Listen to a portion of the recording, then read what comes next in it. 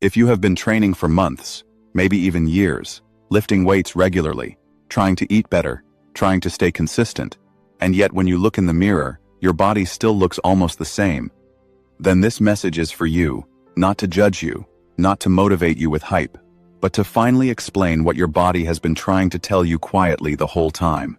Most people believe muscle growth is about working harder, training longer, or having good genetics, but the truth is much simpler and also much more uncomfortable, because muscles do not grow because of effort alone, and they definitely do not grow just because you want them to. Muscle growth is a biological response, and the body only responds when it receives the right signal in the right way, at the right time. If the signal is weak, confusing, or inconsistent, the body simply ignores it, no matter how hard you train. This is why some people train lightly and grow steadily, while others train aggressively for years and stay stuck, frustrated, and confused. The difference is not discipline, and it is not genetics. The difference is how clearly the body understands the message. Muscle grows after training, not during. The first thing you must understand is this simple truth that almost no one explains properly. Your muscles do not grow when you are lifting weights. They grow after you stop. Training is only the message you send to the body, but growth is the response that happens later, when the body decides whether adaptation is necessary or not. If your body does not believe that adaptation is required, it will not build muscle, even if you feel sore, exhausted, or proud of your workout. Soreness is not a growth signal. Fatigue is not a growth signal. Pain is not a growth signal. Adaptation is. The body only builds muscle when the demand placed on it is slightly greater than what it has already adapted to. And this demand must be clear, repeatable, and recoverable. Rule number 1. Progression forces adaptation. This brings us to the first rule that forces muscle growth. Progression. Most people think lifting heavy is enough. But lifting heavy without progression is just repeating the same stress over and over again. And the body is extremely efficient at adapting once and then refusing to change further. If you lift the same weight, for the same repetitions, with the same effort, week after week, your body has no reason to grow, because it has already proven it can survive that demand. Survival is the body's priority, not aesthetics. Muscle growth only happens when the body is gently pushed beyond its comfort zone. Not dramatically, not recklessly, but gradually and consistently. This can mean adding a small amount of weight, doing one more controlled repetition, slowing down the movement, or improving form so the muscle works harder. Progression does not have to be dramatic. It just has to exist. When progression disappears, muscle growth disappears with it, no matter how intense the workout feels. Rule number 2. Muscles respond to tension, not movement. The second rule is something most people misunderstand completely. Muscles grow from tension, not from movement. Your muscles do not know how far a weight travels, and they do not care how impressive the movement looks, because muscles only understand tension and time under tension. This is why swinging weights, rushing repetitions, and relying on momentum produces very little growth, even though it looks intense from the outside. When you slow down, control the weight, and keep the muscle under steady tension, the signal becomes much clearer to the body. This is also why lighter weights, when controlled properly, often produce better muscle growth than heavy weights lifted carelessly. The muscle does not respond to ego. It responds to tension. Rule number 3. Volume must match recovery. The third rule is about volume, and this is where many people accidentally sabotage themselves. They believe that more sets always lead to more growth, but the body does not grow from volume alone. It grows from volume that it can recover from. Muscle growth happens when training, stress, and recovery are balanced. If the stress is too low, the signal is weak. If the stress is too high, recovery fails. Both situations lead to stagnation. Most people who are stuck are not under training. They are under recovering. They keep adding more exercises, more sets, more intensity, when the real problem is that their body never gets enough time or resources to repair and adapt.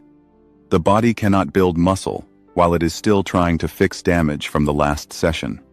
Recovery is not laziness.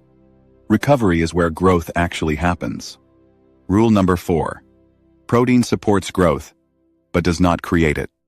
The fourth rule is protein, but not in the way most people talk about it. Protein is necessary, but protein alone does not build muscle. Protein provides the building blocks, but the body only uses those building blocks when the growth signal is strong enough. You can consume large amounts of protein every day, but if your training does not clearly demand adaptation, that protein will be used for maintenance, energy, or other functions. Muscle growth requires enough protein spread consistently across the day, paired with training that actually tells the body to grow. This does not require extreme shakes, expensive supplements, or constant eating. It requires consistency and clarity. Your muscles cannot grow without protein, but protein without the right signal does nothing special. Rule number 5. Calorie availability allows growth. The fifth rule is energy availability, and this is where many people get stuck without realizing it. The body does not build new tissue when it believes energy is scarce. If calories are too low, muscle growth becomes biologically discouraged. This is not a lack of willpower. It is a survival mechanism. When food is limited, the body protects vital organs and basic functions first, and muscle growth becomes optional. This is why many people train very hard but stay lean and unchanged. Their body simply does not feel safe enough to invest energy into extra tissue. A small, controlled calorie surplus tells the body that resources are available and adaptation is allowed. This does not mean overeating or gaining excessive fat. It means removing fear from nourishment.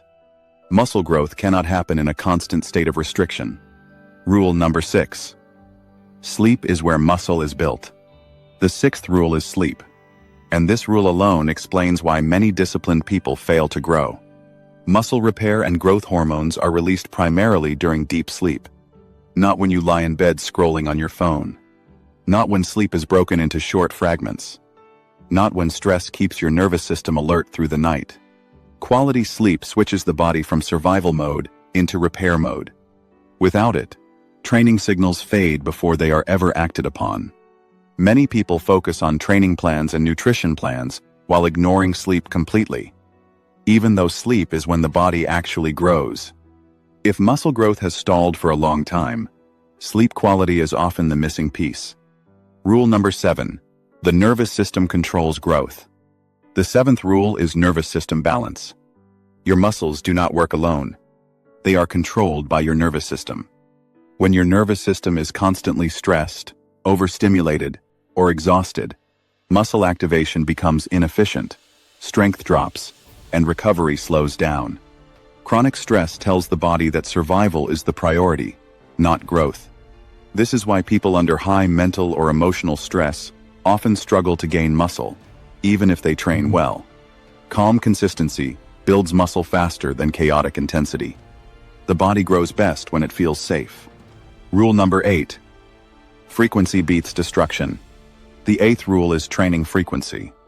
Many people believe destroying a muscle once a week is the best way to grow, but muscles respond better to repeated moderate stimulation than rare extreme sessions. Training a muscle 2 or 3 times per week provides more frequent growth signals while allowing better recovery. This keeps muscle protein synthesis elevated more often, which leads to more consistent progress. The body prefers rhythm over shock, consistency over punishment. Rule number 9. Patience is part of biology. The 9th rule is patience, and this is where most people quit. Muscle growth is slow by design. If muscle grew quickly, it would interfere with movement, metabolism, and survival. The body builds muscle cautiously, layer by layer, over time. Those who rush the process often abandon it just before visible results appear. Consistency over months always beats intensity over weeks. Every single time. Final rule. Habits create inevitable results. The final rule is belief and behavior alignment. The body does not respond to motivation. It responds to repeated actions. When training, eating, sleeping, and recovering become non-negotiable habits rather than emotional decisions, muscle growth follows naturally. Not forced. Not chased. Simply expressed, muscle growth is not a fight. It is a conversation. Your body is always listening. The question is whether you are finally speaking clearly enough for it to respond. Once the signal is clear, growth is no longer a mystery. It becomes inevitable.